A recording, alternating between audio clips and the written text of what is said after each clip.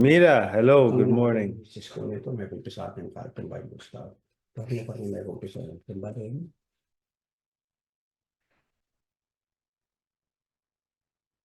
Pwede ba tayo? Good morning, everyone. Hello, hello. Kasi mo tinatawag yung college yung gano'n. Tinatawag yung college yung gano'n. Ano tayo ito? At hindi yung salo ng kaya mo nang salo.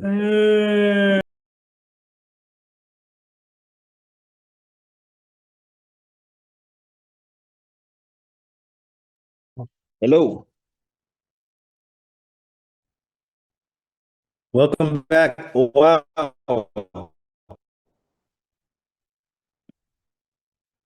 Pastor Donnie, good morning. Okay. Morning. Exciting Praise God.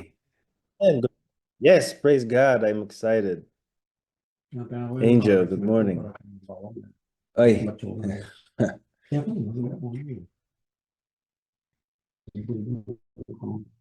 Janet, hello, hello, hello, hello. I think I will dress up one day. I think I will wear a robe. I will wear a robe. I think maybe have a staff as well. So I can really encompass, really be prophet. I will wear a robe.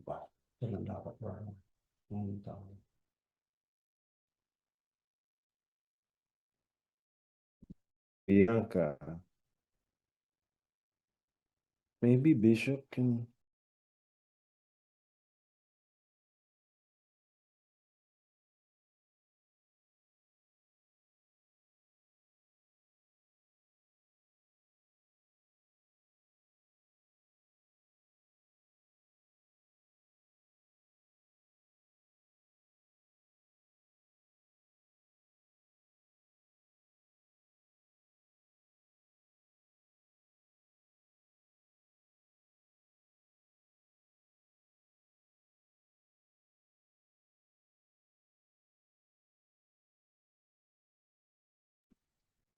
Amen. Okay. Hello. Is it Tuesday today? It's No, Tuesday. Wednesday. Wow. Ito pa mga luhan ng loob leader. Hello, Titus. Yeah. Josh, you're choppy. Choppy. Cat working.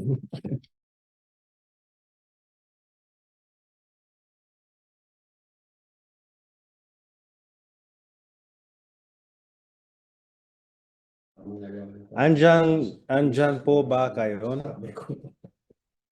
It's okay now. Okay, everyone, let's go. Let's go. Let's get ready. The ark is about to leave. Let's go. Everyone focus right now. Gather your thoughts and your minds and your hearts. Right now, pray with me. In the name of Jesus. Thank you, Lord. Thank you, Lord. We come together right now. We come together and we thank you every day, Lord. We thank you for what you have done in our lives, for giving us the Holy Spirit through Jesus Christ. We thank you, Lord, that we are able to come together and praise your holy name, just to have a relationship with the Creator God. We thank you for that, Lord. Let us pray together right now. Yes, Lord, we thank you. Thank you, Lord. Yes, Lord. Thank you, Lord. Thank you, Jesus. Thank you, Lord. Yes, we come together right now. We pray and give words, Lord, to our leaders, our bishops, our pastors, and even everyone serving in the church. Everyone with a family right now, we pray wisdom upon them. Wisdom, wisdom, wisdom. I pray wisdom upon all of our leaders, our fathers and our mothers today. Thank you, Lord. Yes, Lord. We come together right now. We raise your name, the name of Jesus. Thank you, Lord. Yes, Lord. Give us a vision for this day, a vision for this day that we would go out and save souls. And spread the love of God today, Lord. No matter where we are, no matter where we go today, you are with us. Yes, Lord, we thank you, Lord. Thank you for this body that we have, powerhouse. Yes, Lord, thank you for everyone here showing up consistently, attending consistently, as to not give up in the race.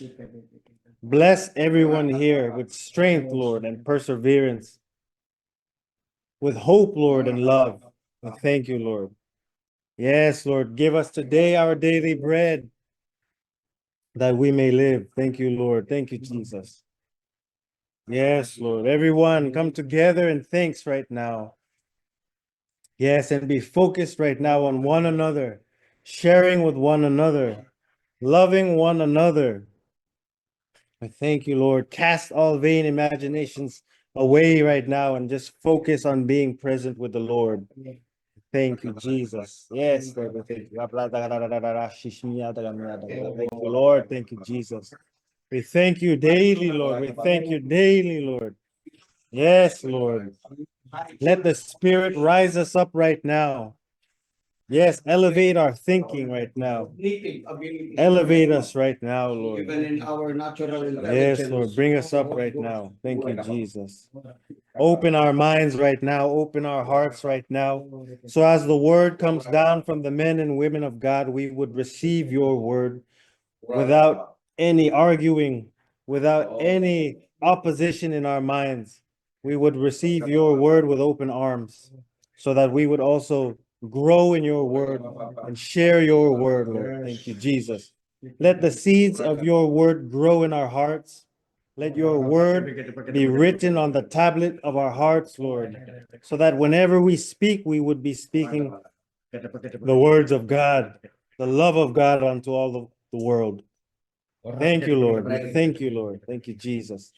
Right now, everyone, focus on our mission to share the word, to receive the word. Thank you, Lord.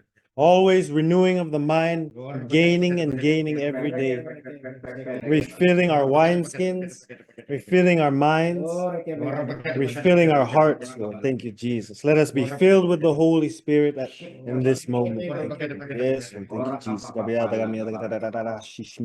Thank you, Lord. Yes, Lord. Thank you, Jesus. We thank you, Jesus. Thank you for everyone here today. In Jesus' name I pray. Amen, amen, amen, amen. Lord, thank you, Lord. Thank you, Jesus.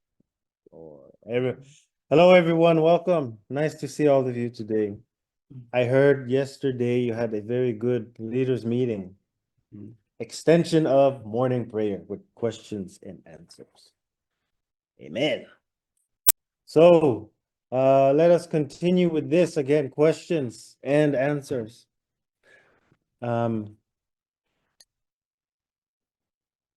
So anyone can share, just like yesterday evening. If you want to share or even add for what you have gained from yesterday, let's go. Let's go. Also, I would like to thank all of you for being consistent in attending and showing your tithing your time in the morning to God. Wait lang, I have questions. Okay, wait lang. Okay.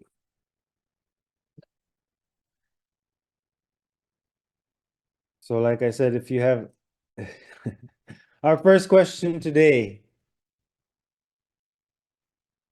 bear with me here.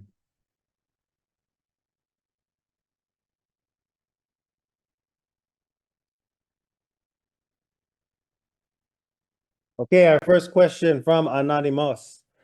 If my daddy God is so rich, why can't I pay my bills?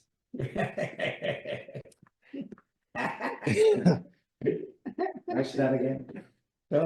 If my daddy God is so rich, bakit I cannot pay my bills? Okay, do you have an answer? I think it's good if you answer. Let me answer. Okay. Okay. Aray ko. Aray ko. It's Okay. actually not funny kasi I used to be in that situation too. So I'd like to hear what everybody says. No, no, no. I want your answer. You want to share? Say something. No, no, hindi kasi parang natatawa tayo pero pinagdaanan ko din kasi yan eh. Kaya gusto ko Pare-pareho marinig tayo. yung... Pinagdaanan natin lahat yan. Oo, lahat tayo. Di naman nakakatawa eh. Hindi nakakatawa yung tawa. Yung question niya nakakatawa. Hindi natin pinagtatawanan yung kapatid natin, ha. Hindi kasi maraming may question na ganyan, di ba? Yung if Daddy God is rich and wealthy, why is it that I cannot pay my bills? Now, always realize this thing that you cannot shift the blame, okay, of your condition towards God. Amen. Because God is good all the time. Our problem is our ignorance and lack of understanding in this matter. Amen. So there are factors that will serve the purposes of God to answer that kind of question. First, let's go to the realm of the physical. Okay, first, if you were created by God, He created you with gifts, talents, ability that will sooner or later turn into skill if you harness them, if you practice them, if you use them. And in those gifts and talents that you have been given in that skill, when you begin to use it, someone is in need of what you have been given. Amen. So that means to say you already carry a merchandise from within you. Amen. Okay, this is yet without God. This is yet without God. Although all men came from God. Look at the people who are in the world. Why is it that there are people in the world who got abilities? They even deny God, yet they are rich. So the problem is not with God. The problem is with us. We have not probably discovered the gifts, the talents, and the abilities that we have. Or probably if you have them, we deviate from our inclination. Okay, understand that word. Halimbawa, your gift, okay, ganito yung gift mo, ganito yung talent mo, pero you deviated, you are doing another thing apart from your gifts. So that means to say the supply would not be there no matter how you would like to work, no matter how you would like to do business. Why? Because it's not connected to your inclination. Amen. So the problem is not really with God. Now that God has been accepted in your life through Jesus Christ as your Lord and Savior, you have now a wealthy God, a rich God who created everything in heaven and earth, under the earth, above the heavens and all creation. Amen. But the problem is still in your mind. Why is it that you're still poor? Okay, understand this thing that God doesn't do things out of you if you are the one who is the concerned person. God will let you know by the knowledge of the Word of God and even with people who are connected with you and people whom you are connected in the local church that have a former question like you do and a former experience and situation like you had or you're having, from which God has already been able to deliver them and raise them up to become what we call a prosperous person. So that means to say they have already learned the principles on what they are supposed to be doing. That's why the Word of God is about the knowledge of the law. There are different kinds of law. If you talk about prosperity, it's a law. So the Bible is saying in Joshua chapter 1, verse 8 and 9, that you have to meditate the law. What is the law? There is a law in prosperity. What is that?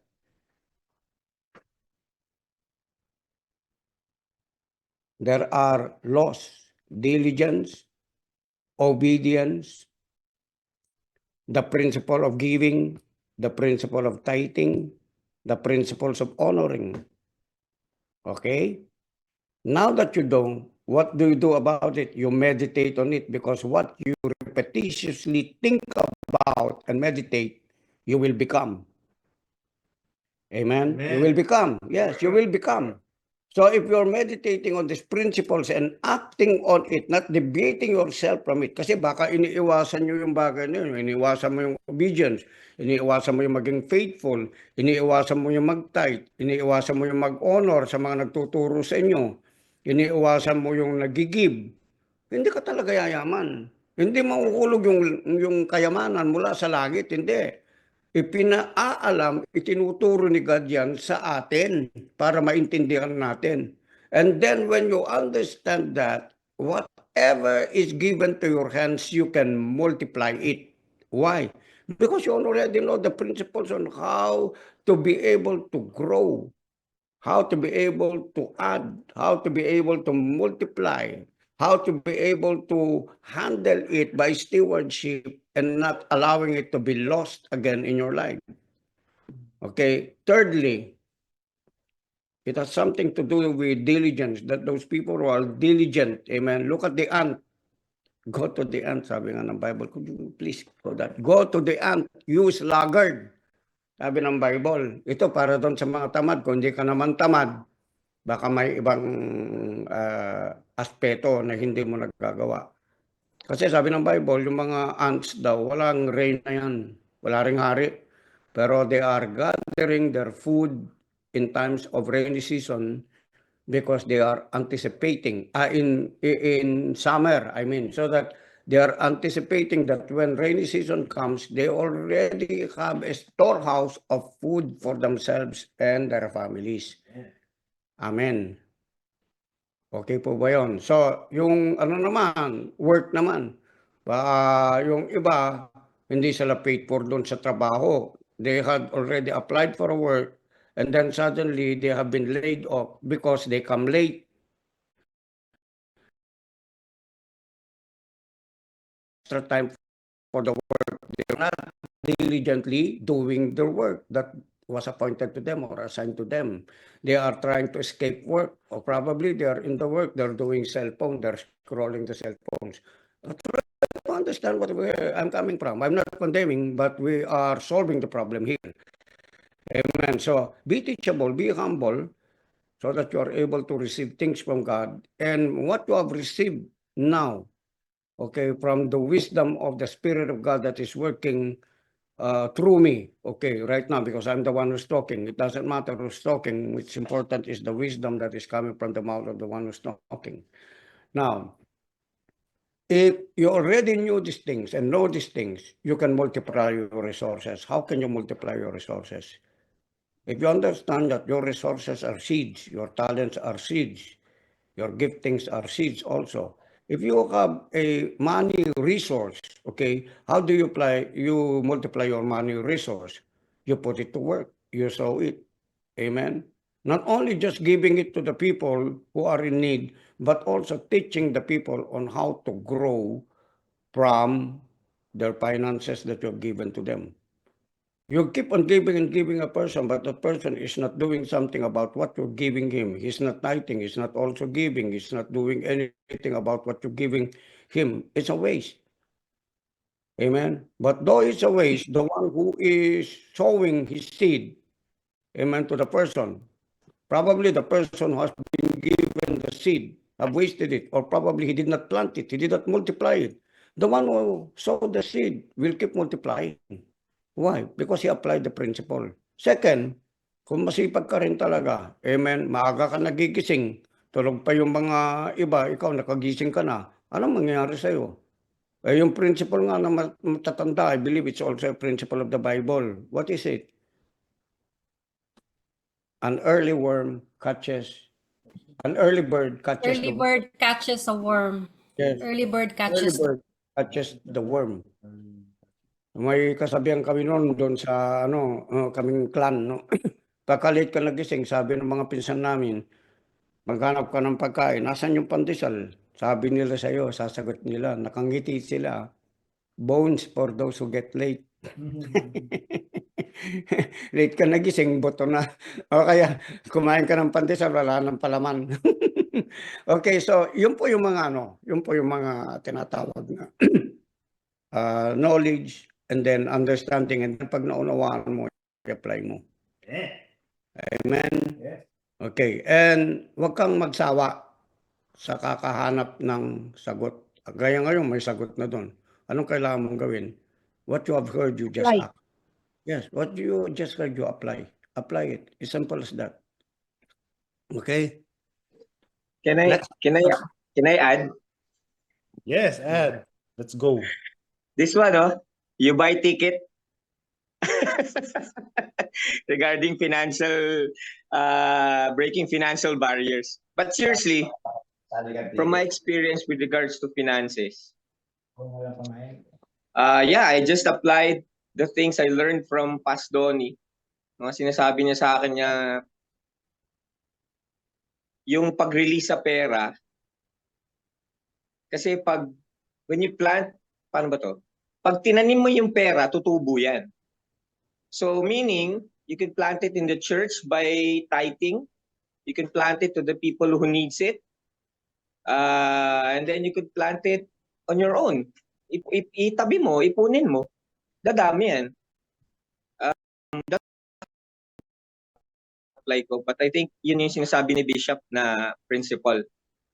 Na you have to be diligent sa pag-iipon, and then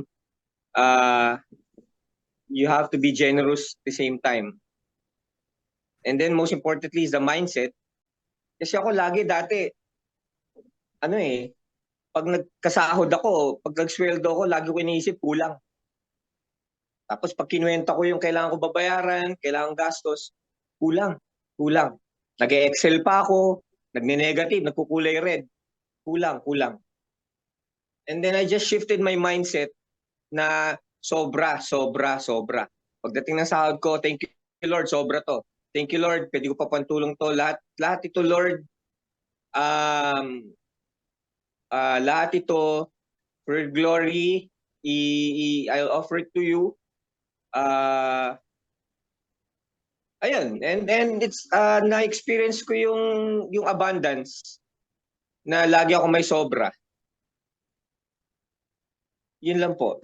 Kasi na-apply ko po yung mga natututunan ko sa how we could manage our finances. Kasi dati talagang tataka ako, laging kulang. Ayun pala, ang mali ko lang is yung mindset ko. Na hindi pala siya kulang, sobra-sobra pala siya ang tutuusin. So, good morning. Natawala ako din sa question. God bless. Good morning. Yes, thank you for sharing. Yeah, of course.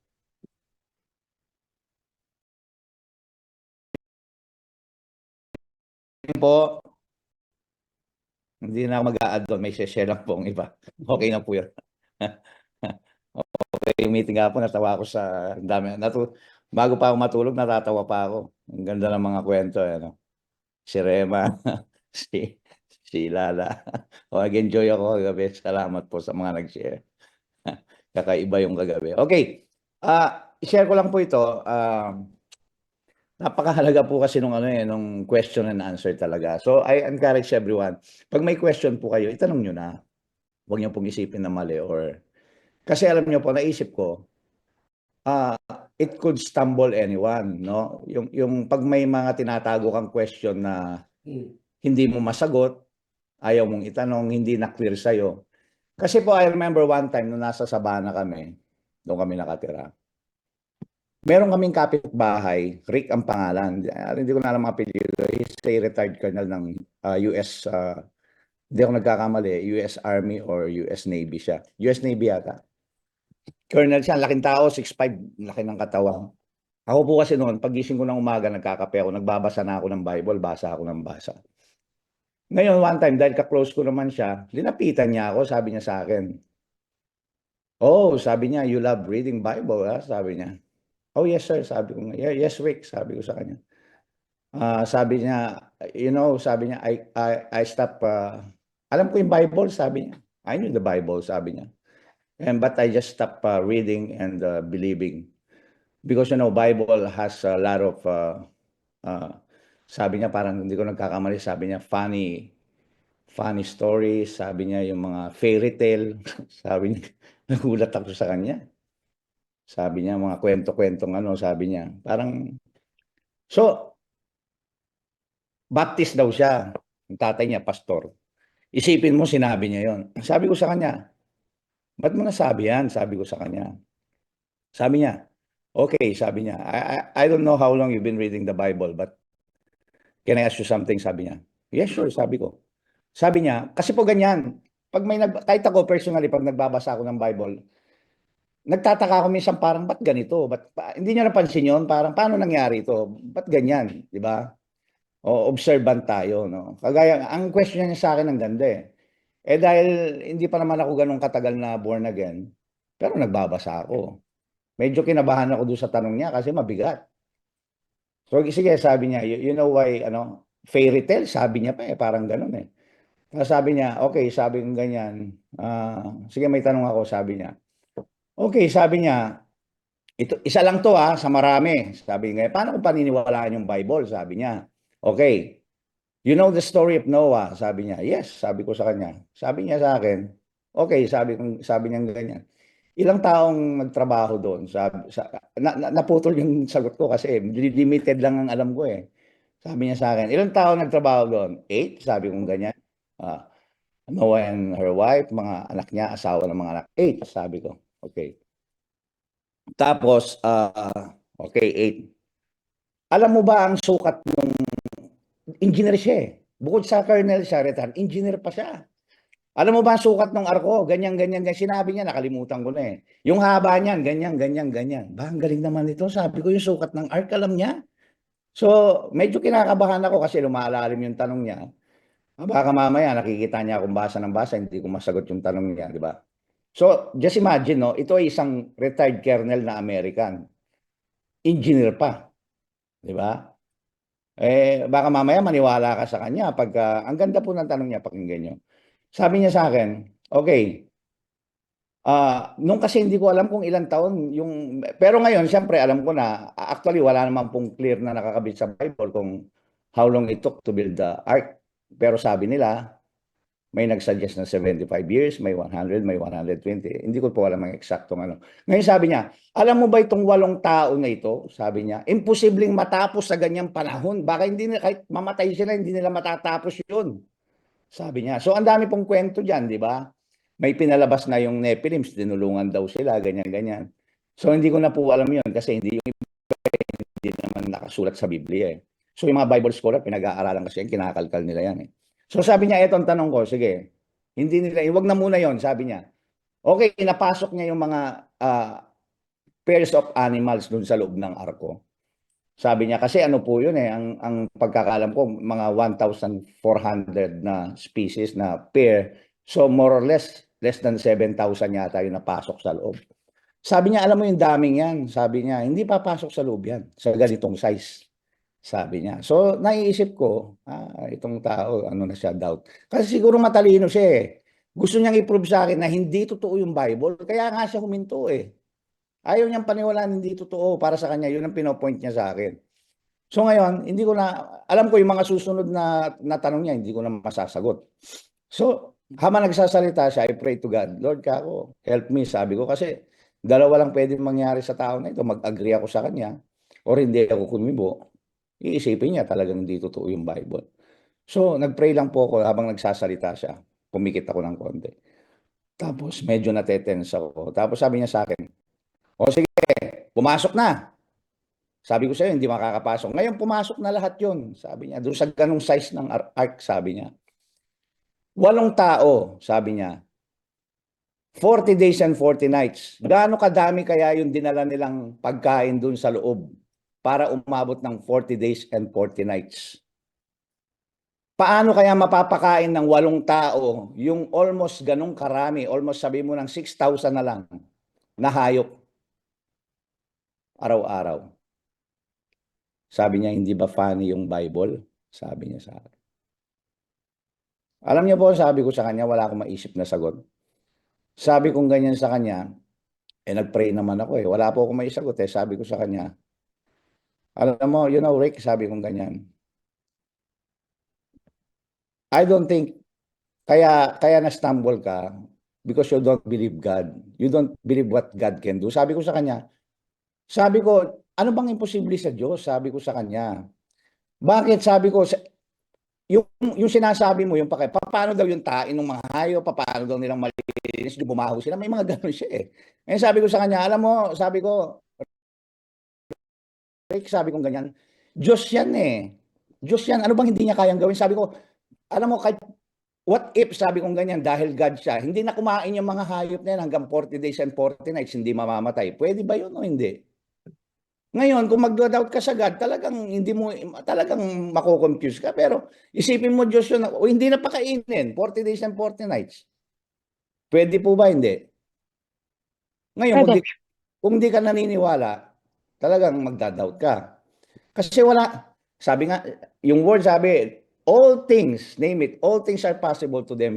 Alam mo kaya po napakatibay ko kahit anong daanan ko problema. Ito yung mga naiisip ko eh. Ano bang hindi kayang gawin ng Diyos? Alam niyo po, pag umuwi kami sa Tacloban, ngayon po airplane, nung bata kami, nagbabas lang kami. Noon pa naiisip ko na, sabi ko, alam mo yung dinadaanan namin? Nakikita ko kapag nag-bus ka kasi, hindi kagaya sa sa ship, dagat lang makikita mo, puro dagat lang. Alam mo pag nag-bus ka hanggang Tacloban, makikita mo yung creation ni God na napakaganda, yung mga bundok na magaganda, yung design niya, ang ganda, ang dami mong makikita, yung mga bundok, Ngayon na bata pa ako, naiisip ko, kasi alam ko, creator ng lahat si God. Sabi ko, grabe, ang galing ni Lord. Sabi ko, kahit mga engineer, architect, hindi kayang gawin tong mga nakikita kong to, sabi ko. And just imagine, this is just Luzon to Visayas, Philippines. Tuldok lang ang Philippines sa mundo. At sabi ko, just imagine, six days, ginawa ng Diyos lahat to. Parang yun lang ang dami pwedeng itanong sa Bible eh. Ito lang, imagine mo, ginawa ng Diyos. Wow. Ngayon, wala na po akong doubt sa Diyos. Ang dami pong question na ganyan. Sabi ko, I think you're unbeliever. Sabi ko, ganyan. Sabi ko, kasi tingnan mo, you cannot believe these things happen. Sabi ko sa kanya, wherein God is powerful. Anong hindi niya kayang? Okay, sabi niya, if that's what you believe, sabi niya, it's up to you. Bye-bye, ginanya niya ako. Tapos, pero alam mo, somehow, pumupunta yun doon, nagpe-pray kami. So, yung mga ganong question po, napakahalaga. Kasi baka halimbawa yan, kung ma-stumble ka rin doon, oo nga, no, ayaw ko na rin. Yung sinasabi po ni Pastor Francis kahapon, may sinesharean siya. Di ba? Parang mas marunong. In-invite niya siyang linalatagan. Minsan po, ganyan. Kaya po, mahalaga na bubuksan tayo sa mga ganitong mga question and answer. Kasi tayo mismo eh. Baka dumating po yung time, nagda-doubt na rin tayo, no? So, apektado po tayo doon. Lalo na pag may mga pinagdadaanan tayo, baka hindi na natin kayaning magtiwala sa Diyos. Halimbawa po yung isa pa. Nung binasa ko yung creation, ang tagal nun, hindi ko nasasagot. Ang tagal, nung gano'n nga po, pinagtagpi-tagpi ko, ano bang nung si Cain, nung pinatay niya si Abel, kapatid niya, umalis siya, nagpunta siya sa land of Nod, no? Land of Nod. Sabi niya, there was a land where he met her wife. Naisip ko, sabi ko, ba't gano'n? Nakala ko ba, first creation ito, ba't merong isang nag-i-exist na land? Paano nangyari yung, doon pa lang hindi totoo Bible. Kasi ba't mga ganong question, ang dami po niyan eh. So yun, research ko po yun. May iba, sabi ng mga Bible scholar, it's not a specific place, sabi nila. Kasi po yung Hebrew word ng Nod is, sabi niya, wanderer, fugitive, exile. Parang gano'n ibig. So, sabi parang si Cain daw nag-exile lang. It's not a specific place. But still, sabi ko kahit totoo yun, sabi ko na may ganon. Bakit hindi pa pwede habang naglalakad si Cain, biglang gumawa ang Diyos ng isang city at lagyan niya ng mga tao?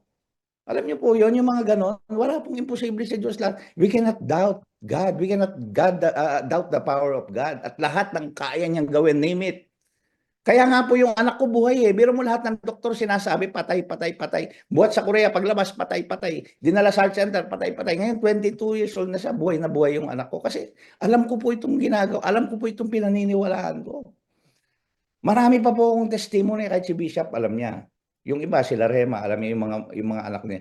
Marami po akong pinagdaanan pero I keep on standing firm.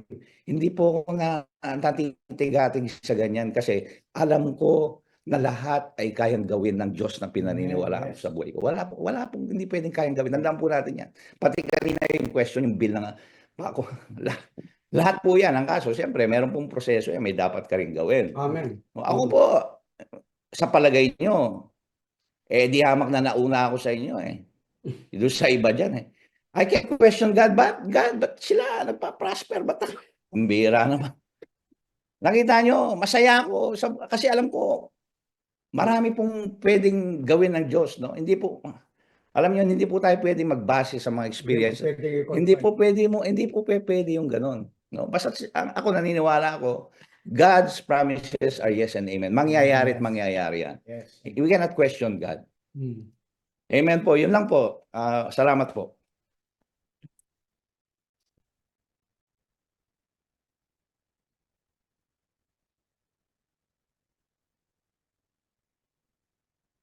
Hello. Thank you everyone for adding and listening to that. So we have many questions here. Our next question is,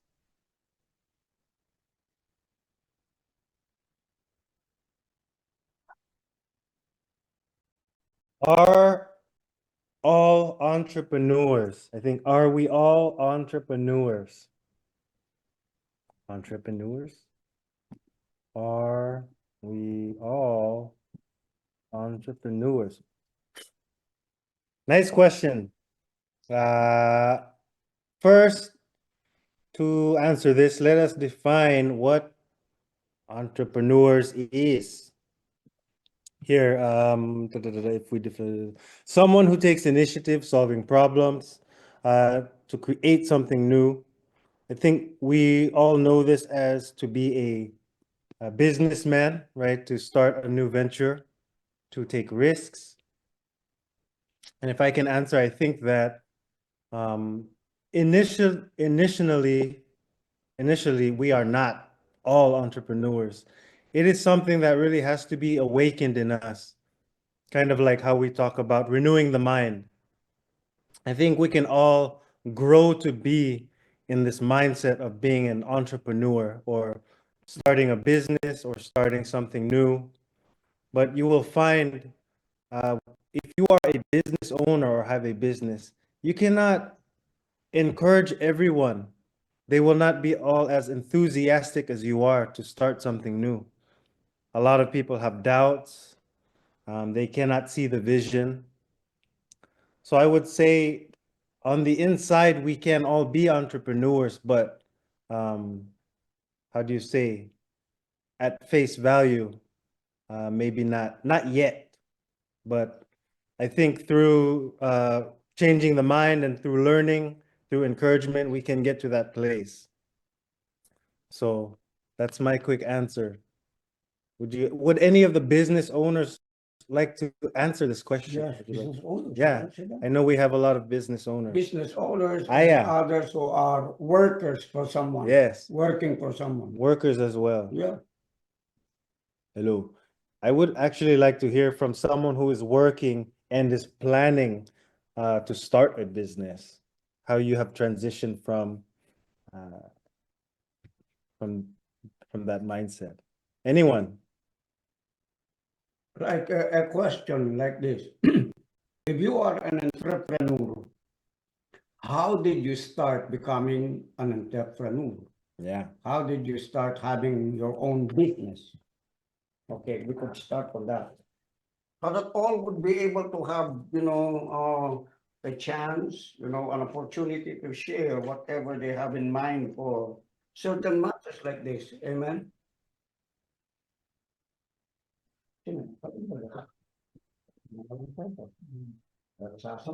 Hello.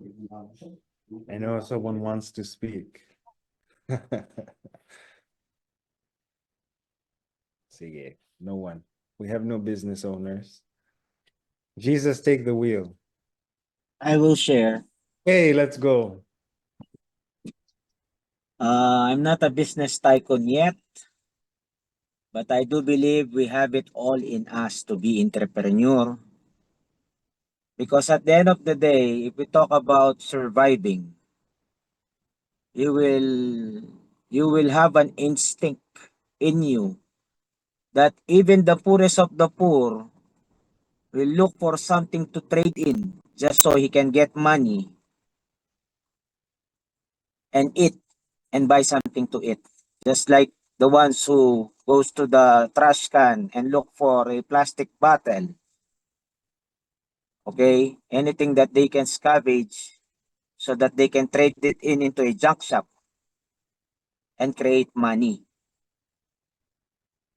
So we are in the world where trading has already been planted unto us because after all, just like Bishop is teaching us, we are in a kingdom business. And we are here winning souls and presenting it to the people, the gospel. So, lest we know and understand, or sometimes for us without being aware, we are being already taught how to trade, how to be an entrepreneur. It's like you're selling, presenting the gospel so that, they will, it's like you're selling something to the people. So I do believe we have it in us unless someone will tell us who have already gone through it and applied it to all aspects of their life. Because even God says He will bless the works of our hand. So it means you have the capability and power to work. Okay, when He blesses the work of your hands, your part is to work. What is the work that God is giving you? So I do believe we have it in us to be entrepreneur. It's just a matter of like what Bishop is telling to us, find a need, supply it, you have a business. Okay? Just like what we were talking about, we were talking about Reggie. Uh, uh, he's just an enthusiast of his shoes. He wanted it to be clean. And then true enough, now his business is in cleaning services. In the part of services, he's offering himself. He's selling his service.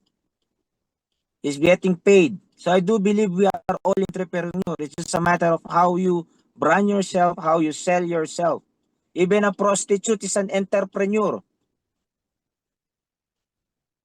Right? Yes, So amen. I do believe we have it all in us. It's just a matter of us being taught and being knowledgeable and given the wisdom how to understand that you have all the talent. That's why Bishop is told us a while ago. You have to understand what your talent, what your giftings, and sometimes all of these things comes out when you're in a struggling moment. Remember pandemic? Not everyone is a business people, but in the times of pandemic, everyone discovered that they can cook and there that they you see. So I do believe the answer there is yes. Amen. Yes. Let me add. Okay, those are already very powerful words. It's just because in order to become an entrepreneur, it's just like becoming a businessman. Okay, in order to become a businessman, those who are businessmen to the entrepreneurs, the key element there is that you have to find a need and meet it. That's business. Okay, let me repeat it again. You find the need, meet it, you have a business. Okay, so others are not keen in doing that. Now, the reason why I said this is just because it probably runs in our blood. It depends on how you see it. It depends on how you understand yourself. It depends on what you understand about what you have been given, your functionality, I mean. Maliit pa lang ako, nagsa-shine shoes ako, shine shoes. kaya kong pakintabin yung sapatos mo. Siguro I was, I think, 6 years old by that time when we were in Ordaneta, Pangasinan. Okay. Now, it's true what Pastor Donnie said. When a person is in deep need, okay, that's the place where he could be more really creative. It depends what, where, and how is he going to use his creativity. Others use their creativity for what we call instant money. Okay, that's why they do hold upping, they kill a person, they are being paid to do this thing and do that thing in a scrupulous way. Okay, but there are creative people who by nature are really very creative and artistic. Okay, they are not so concerned about money. They can eat simple food, live in a very simple way of lifestyle, and then they just do whatever they have been given and their talents. And then someone, you know, can notice what they are doing, and they are being paid for what they have created according to the talent that they have. And others grow in what we call the intentionality about what they are doing in progressing and make it happen every day by the grace of God. If you are a believer, if you if others are not Christians, they just operate what they already have from within. Okay? So, dito makikita po natin na yung tao magiging mahirap nasa choice niya. Okay? Walang taong predestined na mahirap. Wala. Kasi yung creator mo mayaman eh. Tandaan po natin yun. Nagiging mahirap lang at patuloy na nagiging mahirap at naghihikaw sa isang tao, it's just because others don't really understand these matters. Amen. Kung meron naman, what happens is that hindi nila nakikita yung mga bagay na dapat nilang gawin. Minsan may kakulangan sa stewardship. Okay? Yung one time, nadaanan po natin lahat yan eh. Pata mabless ka, bala mo maniglo ka. Nung nga kami noon, nabless kami ng misis ko. Talagang kasi, imagine mo yon, lechon manok lang, di kami makabili by that time. Pero nung may na-sale kami, ginawa namin, pumunta kami sa Nepo, kung saan yung masarap na lechon manok doon. Umorder kami kaagad ng lechon manok, isa kami. Isa sa kanya, isa sa akin. Imagine niyo po yun. Eh, hindi rin namin maubos. Pero ito pin, we are taking into consideration na each and every one of us fall into that kind of scheme or fall into that kind of what we call emotional high. Okay? So, lahat po tayo pwedeng maging entrepreneur. Kaya lang, it just happened in certain cases that not all of us could easily or immediately practice it that way. Others go through the process of knowledge, understanding, and experience. Okay, kaya yung iba natuto na, entrepreneur na talaga kasi alam na nila yung tinatawag na principles. They already are able to understand it. Whatever comes to their hands, it's just because of an operation of a principle. Whatever idea they have in mind, it turns into gold. That's how it is. So, kung tumigil ka, halimbawa, nagnenegosyo ka, takot ka malulugi ka kasi yun ang iniisip mo. Ngayon naman, kahit hindi mo naisip na nalugi ka, it's part of your experience, it's part of your growth. Don't stop. Okay? If that is the way you wanted to be, to become a business person, then you could be a business person. Amen. Marami kami pinagdaanan na hanggang sa meron certain point of transition within our lives. Okay? That's why I told Rema about it because Rema asked of me, okay, kailangan pala meron talagang ganito. Oh, meron, sabi ko. Kaya kahit ako nga, bago kami nag-asawa ng mami mo, sabi ko marami akong trabaho in-applyan, marami akong trabaho ginawa. Marami akong talagang networking. Kumbaga, yung networking, in-apply ko yung ways of discipleship eh. Kasi ang discipleship, ang networking has always something to do with discipleship. Amen. Kaya sa discipleship, I might put it together because it's all congruent. It's a principle that really meets all whatever is being done in success in parallel to spiritual things. Amen. Whether you are a person in the world that is successful and you are a child of God that is successful, it has something to do with principles.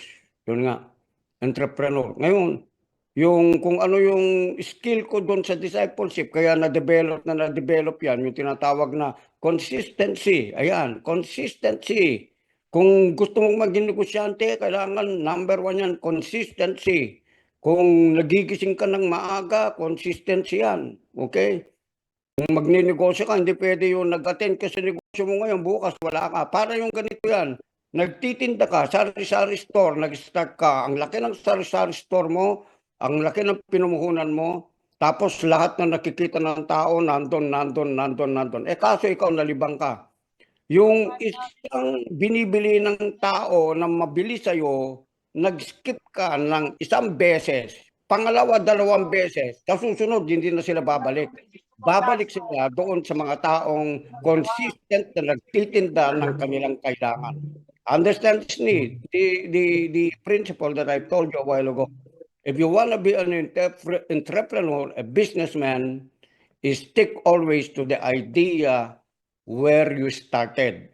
Okay, principles of consistency and then principles on meeting the need of others. That is your business. Kaya ang business ko hanggang ngayon umakyat na doon sa level ng spirituality. Ano yun?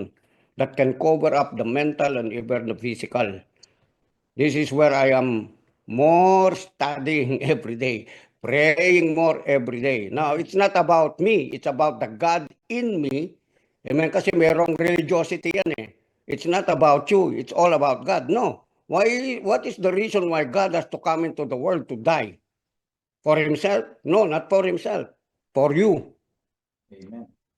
Kaya kailangan may balance doon. Kasi kung wala ka, hindi naman kikilos si God eh. Kaya nga gumawa siya ng tao para mag-tend ng mismong lahat ng creation doon sa Genesis. Kaya yung mga ganon, mission, sobrang religiosity, it's all about God. No, it's not all about you, it's all about God. True. But God also honors the one whom He created. It bounces back to Him. It reverberates to Him.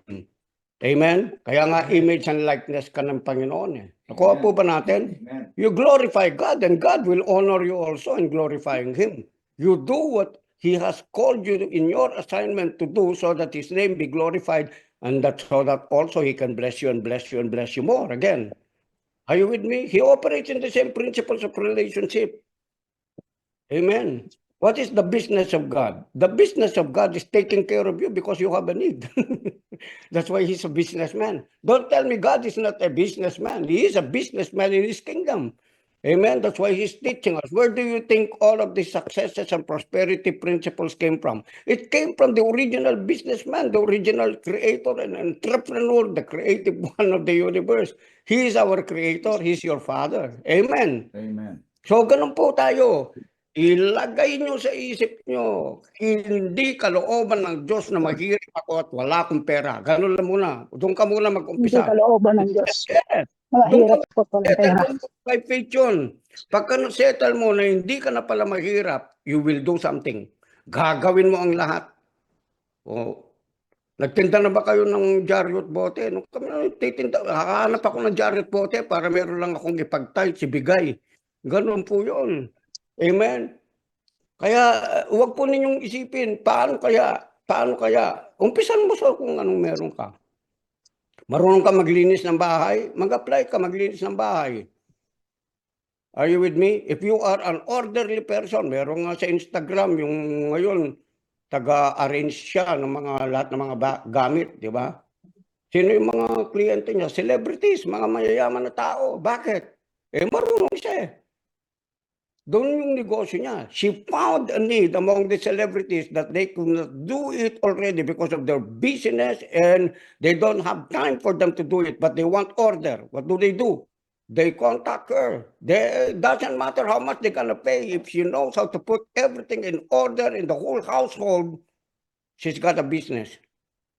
Naintindihan po ba natin? Kaya ito po yung mindset natin. Huwag kang manliliit ng tao. Huwag mo sabihin, ganyan lang yan, ganyan ito. You don't know what will they become in the future. That is my business. I point to them, I tell them, you were not just created to be that way. Hindi ka lang ganyan. Ganito ka. And when the thought comes into the system of her whole being because of creation and the creative ability he has placed in the image and in the likeness of a man like you and me, you will come up into that place, nowhere to go but to be prosperous and to be successful. That's how it is. That's how it is. That's my business. That's also one of your businesses. Amen. Dad, can I share? Yes, you can share. Let's go. I have a lot of things in mind about this. Ganda ng topic. Ako din, I agree na all can be entrepreneurs, no? Kasi I believe si Lord lagi nagbibigay ng creative ideas to each and everyone, no? Or paminsan, pag meron ng creative idea or meron kang gustong gawin na pinapagawa ni Lord, kunyari, paano ba? Kunyari, how to put a business na ikaw mismo yung parang magbebenta ka ng pagkain, ganyan. Paminsan, hindi mo lang alam kung paano gawin. Hindi mo siya alam kung paano mo siya gagawin, paano mo gagawin yung business. Pero I believe with the right mentors, at the same time, kailangan talaga din natin na magpaturo kung paano siya gawin for you to start that business. Like for example, sa ano na lang, sa eyelashes and sa ilan, no? Since si Tehila, mahilig siyang mag-makeup. Ang nangyayari kasi pag may nakikita siyang mga tao, kunyari babae yan, pag tinignan niya yung babae, iniisip niya agad, nasa isip niya agad kung paano pagandahin yung babae, no? And paano ayusin yung kilay ng babae. So, ang nangyari, dun po nag-start yung business din namin. At the same time, magpapagawa kami ng lashes before sa ibang lugar, no? Sa SM, ganyan, na sobrang sakit ng glue pag nilalagay. No? So nag-isip po kami ng idea na ano po yung pwede naming ibigay sa clients o kaya kami na hindi masakit sa mata pag ginagawan. Kasi pag ginagawan ka ng eyelashes tapos nakapikit ka pa lang, naiiyak ka na sa sobrang sakit and pagbukas pa ng mata mo, ay, talagang mahapding-mahapdi. So, nag-isip po kami ng idea na ano kaya yung pwede na gawin namin na ganong business since nag-enjoy naman si Tehila din doon. Para, ang tawag dito, ayun, so yun dun namin na ano yung ilan, no? At the same time, kasi po, like for example, kami ministers po kami, naisip po namin na hindi po kami pwedeng yung parang bang, um, 'di ba may full-time kaming ministers, full-time din po kami na entrepreneurs na nagwo-work. Kasi po kailangan po na tayo pong lahat, hindi lang po tayo yung parang bang parang ako nakikita ko yung parang mukhang kawawa na parang bang may meron alam ko po no na yung church no marami po siyang pangangailangan. O tayo po na imbes na tutulungan pa, yung maging blessing din po tayo sa mga iba or at the same time sa mismong church po natin. Kasi po I believe na sabi nga no nung narinig ko na magaling din po nagtuturo about finances. Wala daw pong yumaman na nagwo-work ng 8 to 10 hours na job.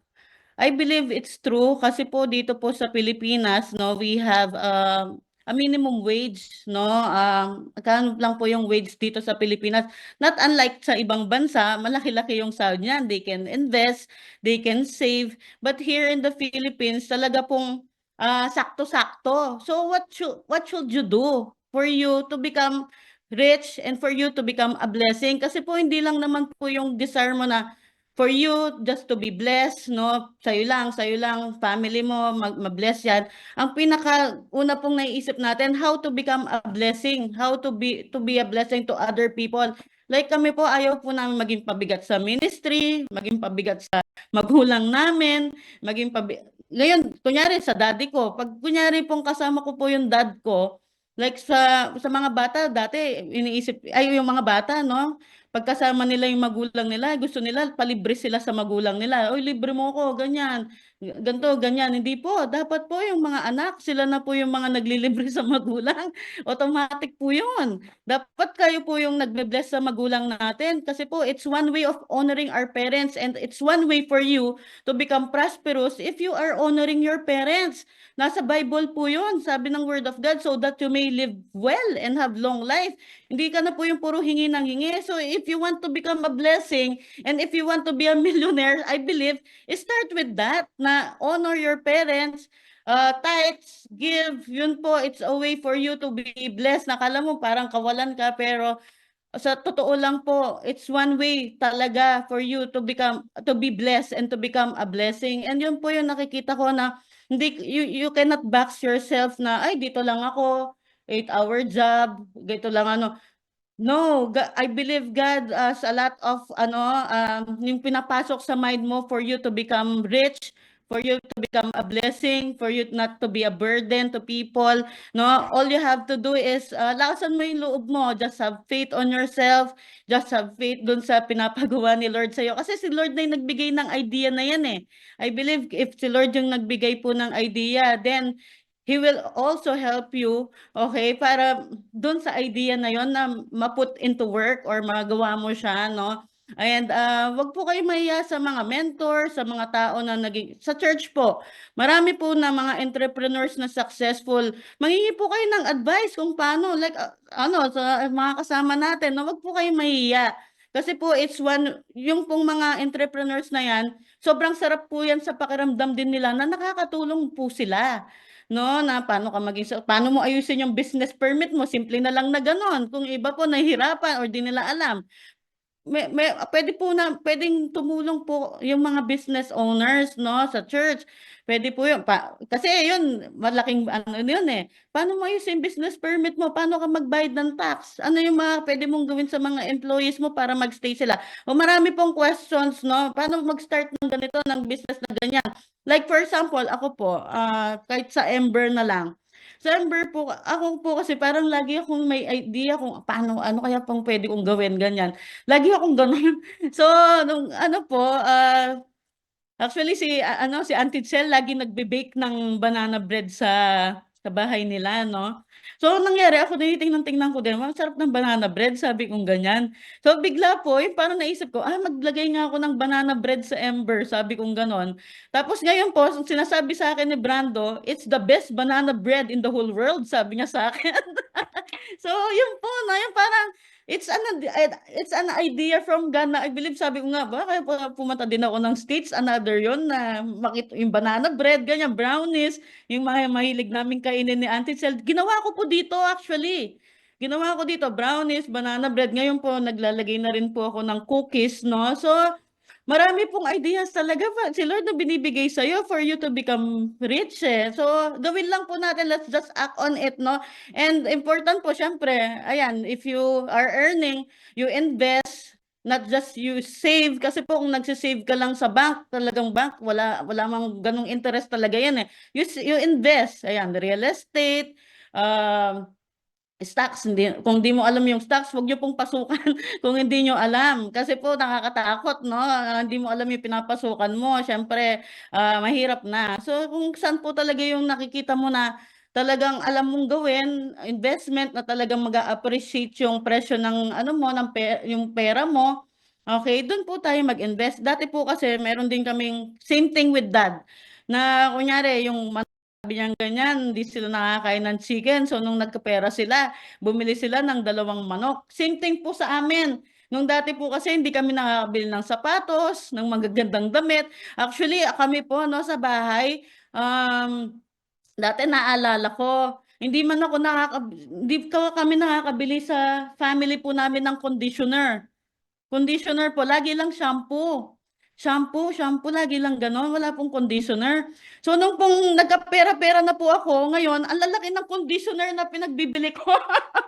Lagi pong ganon na may conditioner, tapos sabi kong ganyan, pag naliligo ko, ang sarap naman, Lord, sabi ko ngayon, ganon, kay Lord, no? Dati hindi man po kami nakakabili ng Domingo Fam ng conditioner, pero ngayon, meron na po akong pang conditioner. So, yung pong mga ganon na I believe, no, si Lord, be-bless ka niya na para ma-enjoy mo rin po yung mga bagay-bagay na ito. Pero, wag po tayong, kunyari, ayan, dating Atuto din po kami ni Jan Jan, no, yung pag may pera ka dahil di mo nakakabili ng sapatos dati, gusto mo marami kang sapatos, gusto mo marami kang damit.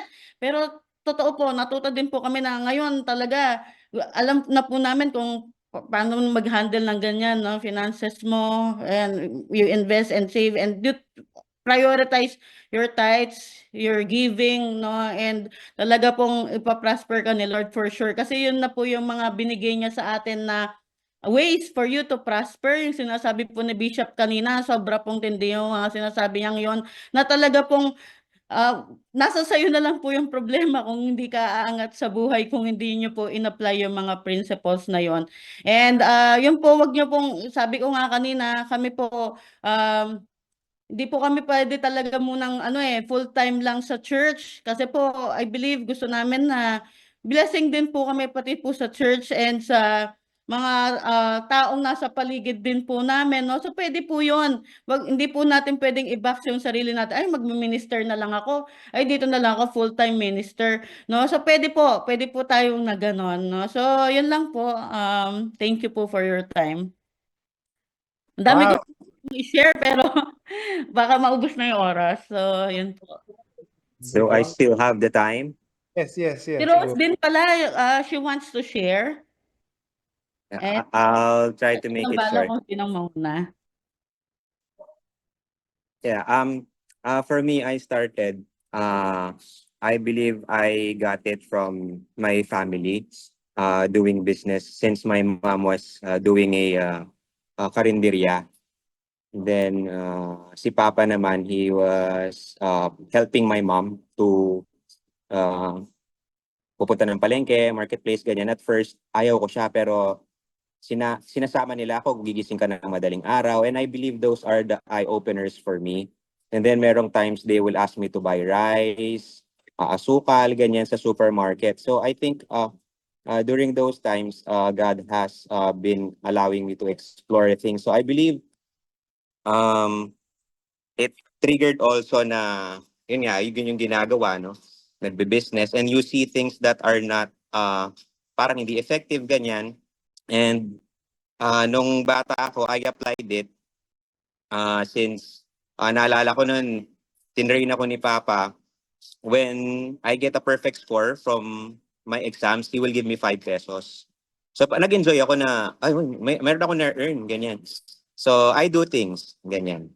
And nadala ko sa school. Meron yung mga classmates ko, hindi nila alam how to take good care of their trash. Ayaw nila magtapon sa basura, ganyan. Ako may side pockets yung yung backpack ko eh. And then meron akong parang plastic yata, ganyan. And then the next day, that came in. So sabi ko, naniningil ako 1 peso or 50 cents yata. Kasi masisingil sila ng 2 pesos, I believe, or 5 pesos. No, kapag natapon nila yung basura nila dun sa baba, kaya hindi nila natapon properly. So ako, I saw the opportunity. Sige, ako magtapon yan, ganyan. So I believe, dun sa bata pa lang, nag-enjoy akong ginagawa siya. Then my sister made a bracelets out of tela. Tapos nilalagyan niya ng pendants. So before pa lumabas si Pandora, si ate ko, nag-ganyan na siya. So, sabi ko, I saw the opportunity kasi maraming girls sa sa mga classmates ko. Sabi ko, may market to. Sabi ko sa isip ko, sige, benta ko yan kaya kung ganyan. Tapos may umu-order ganyan. Hanggang natuwa, na-build yung habit, and I believe that the consistency goes in. And then dumating na sa nung pagtanda ko, ganyan, nung college, high school, nandun pa rin, hindi siya nawala. Pag hindi sila makagawa ng thesis nila, kaya di nila alam yung assignment nila, I turn it into profit. Ganun yung nangyari sa akin. And then, pagdating ng college, ayun din, sabi ko sa resume ko, I really wanted to talk to people. Nandun sa resume ko. Talagang natutuwa ako kapag kinakausap ko yung mga tao talking about life and anything under the sun. Nandun talaga yun literally sa resume ko. And I found out when I encountered God, dun ko na nakita yung purpose. Before, I thought it was just about earning money. That's my focus, earning money. But now, when you understand Jesus, his multiplication, his discipleship, his entrepreneurship, how to market the gospel. So everything goes together, so everything makes sense. Now you have the higher function or the higher calling, not just about earning money, but to everything that is within you, that God is blessing you, it becomes an opportunity, a business. And I believe since yun din, we were connected to some gurus and business people. It's also important, very important. And I praise God for Powerhouse. There are a lot of entrepreneurs. Sobrang nag-enjoy ako. Sinishare ko sa mga ibang bago na they want to build business or anything like that. Sabi ko, you are in the right place because a lot of people here in Powerhouse, they're entrepreneurs, sabi ko. And ayun, going back, sabi nung guru na ano din, he's a believer. Not everybody knows how to handle it or that kind of entrepreneurship mindset. At least what you can do is introduce them the entrepreneurship kasi meron mga ibang business people like parents, sobrang stress sila sa business nila and then it ends up na yung mga anak nila, successor nila, I don't want to do this business anymore because I see my parents, they're getting busy, they're getting so stressed. Anak, when you grow up, do this ha, ganyan. This is the hard work that I am doing. I want to pass this to you. Sabi niya ganyan. So parang nawawala yung ano sa kanila, parang nagiging burden siya instead of a passion. And ayun din, we can teach them the basic principles of it. Like what do you call this? The noble work behind doing business. It's not just about earning money, but the noble thing behind doing business and entrepreneurship. We are basically traders. No, nag-aano tayo eh. Like posting on your social media, you're marketing yourself, you're already an entrepreneur. There are a lot of ways na we thought it's not business, it's not entrepreneur, but it is entrepreneurship. And ayun din, because you want to have time with the ministry and lalo na mga millennials and Gen Z, we are in the middle of funding something, building something. Lalo na kasi we're part of the ministry. And ayun din, not all the time, we expect salaries, no? We need to make our own, build our own. And nag-continue po yun, hindi po siya madali. I tried selling coffee on the spot, coffee making in the Pangpang, Makabuts ko. Ating controlling dadalan. Magdala akong thermos. Mamali kaming dalam. 12 thermos. I push it. 11 p.m. in the evening and then 12 a.m. we will go to the Pangpang. We will finish at 6 a.m. And then I found out na this is laborious, but I thank God for showing me your favor because somebody else has paid for those things that I needed. And then, ayun na. Na-connect ako sa real estate. Nakita ko sina Tita El, sina Bishop Eric. I've heard it's Abrahamic covenant for us to do real estate. So everything becomes spiritual. Sabi ko, ganun pala. Everything pwede mo na in the business. Pwede, ano pala siya? Biblical siya. So you really have to do it. So, ayun siya. Na-connect sa real estate hanggang sa nag-multiply all of your dreams are going to be put into place when you follow the right calling that you have. So I believe yun din yung real estate. Siya din yung, kasi sinabi ko noon, real estate will be just a jump start for me to build my business. And God revealed it to me na you don't have to leave that. I will add more when you embrace that. When you embrace that. So ayun po, nanganak ko, lumabas yung locker. At the same time, when every time you try to put into practice what has been given to you, maglalagay po ng divine connection ng Lord. Yung mga hindi mo alam before, sinasabi ni Rems na you don't know how to do DTI, you don't know how to do the corporation, malalaman mo siya with favor. No? So yun yung advantage natin ngayon, that we are believers. You can start your business with favor, with the grace of God, with the fund that is coming from God, the parable of the talents. No, we need to multiply it. If you'll just keep it for yourself, you will just die, and your business opportunity, your idea, your creative idea will be just 6 feet under if we will not, hindi natin siya pinut into practice. And meron tayong regrets din kapag hindi natin siya pinractice. Kasi yun nga, nauuna yung fear, ay mahirap yan. Kasi other people already started and they're successful about it. So maybe I am not called to do that. But to tell you honestly, maraming pong ngayon, gasoline station. Dikit-dikit po yan along Friendship. Why they are doing the same business? Maraming nail studio dyan, maraming laundry business dyan, maraming gym dyan. No? But why are they doing it? Kahit na marami na, because they see the need and they know how to up the ante. They know how to upgrade it. Maybe Anytime Fitness, meron siyang 24/7, pero meron ito, si ganito.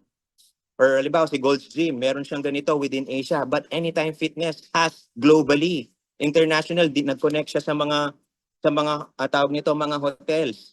'Di ba? So, they keep on doing it, they keep on upgrading it with the same principle, no? Health, fitness, pero nag-a-add lang sila. And I believe they are sitting down and they're listen also to those people around them. Maybe it's not about parang tao galing sa ministry, but I believe meron ding mga dinadrop na creative ideas ang Lord dun sa because of His grace for those people na surrounded sila. So, lalo na yung setup natin ngayon. You can no longer live by just working in a company. Tama ba? Lalo na yung mga nasa millennials dyan. Nagiging normal na ngayon yung double job. Nagiging normal na ngayon yung meron kang side hustle. But we can do everything. It's evident in Powerhouse. We can do everything. We can be full-time in everything that we do if we have Jesus within us. Tama po ba? So, yun lang muna. Amen, amen. Thank you. Hallelujah.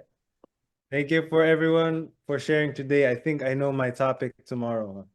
So, we will conclude today. Josh, Yes, can Rose share Rose. before we end? Yeah, because kanina pa siya nagsabing Yes, keep it coming, keep it coming. May na-open. It's okay, it's okay. Can I share po? Yes, sorry, Rose. Yes. Yeah, it's okay. I'll make it short. So Tagalog na lang, Kuya Josh, ha? So good morning everyone po. Good morning, Bishop. So share ko lang po yung testimony ko about business or entrepreneurs. So I started doing business po way back 2020. So it was pandemic. I carry my 6 months old baby na. Kasama ko po si Kevin. So that time po, galing po kami Dubai. So nag-for good po kami sa Pilipinas. And all of the sudden po, because we don't have business, na lahat po ng savings namin naubos. So we don't have money. 2020, we don't have money na po kasi hindi namin na-operate yung pera na nasa bangko po namin. So, naubos po yon, and then magpa-pandemic na po, konti lang yung mga tao sa labas.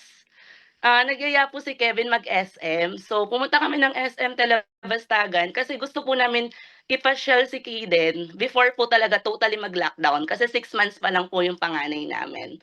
And then sabi ko kay Lord, naalala ko po noon, sabi ko, Lord, ubos na lahat. Sabi ko, pandemic, hindi po kami makakabalik ng Dubai.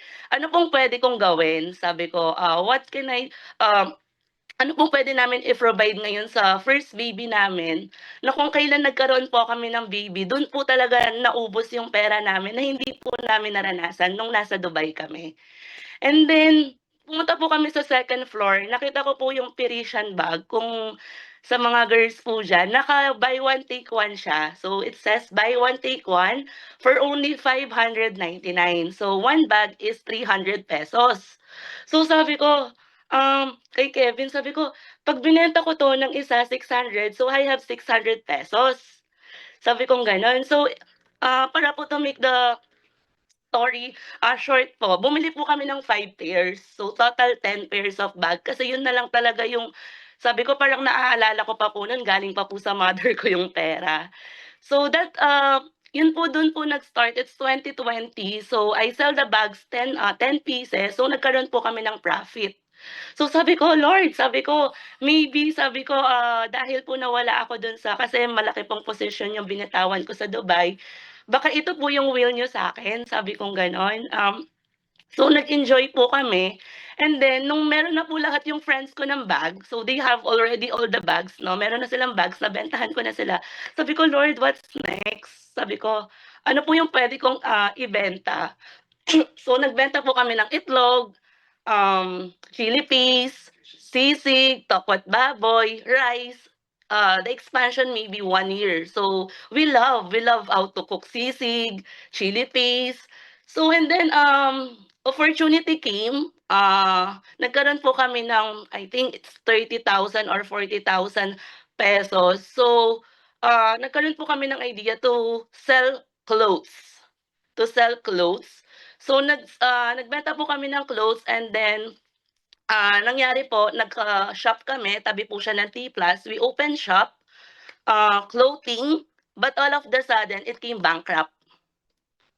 So nagkaroon po ng bankruptcy, I think it's 2023 po, 2022 po siya na bankrupt. So again, sabi ko, I'm crying, Lord.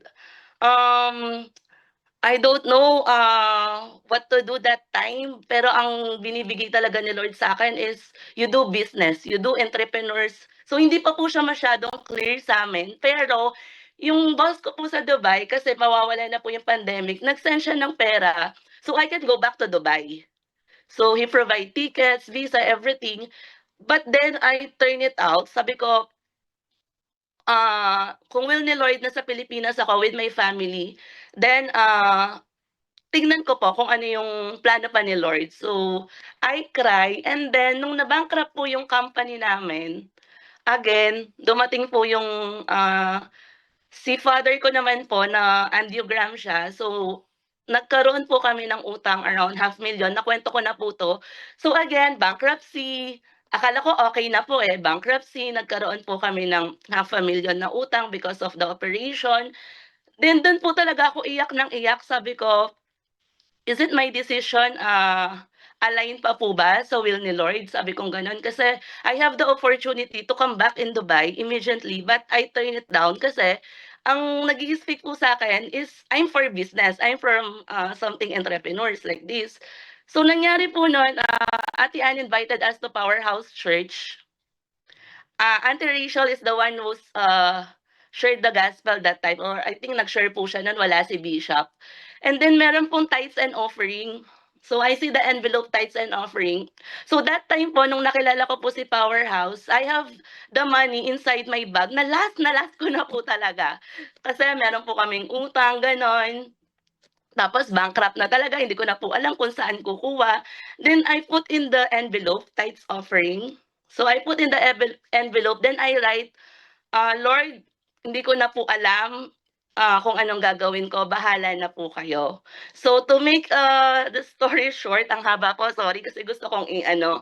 So after po nun, doon po talaga nag-start na masasabi ko na dinaan po kami ni Lord sa mga trials na yon. Tinignan niya po yung heart namin kung kahit sa mga ganong sitwasyon po ba magtitiwala pa din kami sa kanya. Kasi ngayon seemingly po hindi naman po ganon kalaki, pero praise God po kasi yung business po namin ngayon hindi na lang siya nag-ooperate sa amin. We have 6 working student, we have 10 yung iba po single daddy, may mga single mom. So yung ano ko lang po is akala ko po kasi dati because we marunong kami, it will come to a successful. It's not. It's the Lord will lead you, but again, it's the Lord will help you also. So kailangan mo talagang mag-grow with the Lord. Yan po yung synergy, yung pag-attend po ng Sunday service. Doon po namin unti-unting natutunan kung paano po i-handle yung business namin ngayon. To separate the tithes, to give to those who needs, ganun po, no? Nawala po kami before, kaya po siguro nag-came up na kahit ano po yung na-receive namin sa Dubai, and then lumaki po yung shop namin, nawala po lahat because we don't have yun nga po sinasabi kanina ni Bishop and ni Ate Rems na hindi po namin kasi alam yung mga principles, rather than ngayon po na natutunan namin unti-unti yung mga principles po at na-align po kami sa mga ganung bagay. And praise God po talaga kasi every time po na nagfe-fellowship po kami ng Vintage, they don't see us, but they see the Lord kung ano po yung ginawa nila sa buhay namin. At yun po yung lagi kong pinagpipray na every time po makita nila kung ano na po yung narating namin, mag-glorify po talaga si Lord, hindi po yung kami lang mag-asawa. And that's all po. Ang haba, sorry. Sorry, Kuya Josh, I translate English Sunday. Thank you so much, everyone, today. Wow. Okay. So yes, okay. We will conclude for today. Thank you all for sharing. I hope you all have gained something today. Go out into the world and spread the love of God. So thank you today. Goodbye, everyone. See you. Okay. Thank you so much. Thank you, everyone.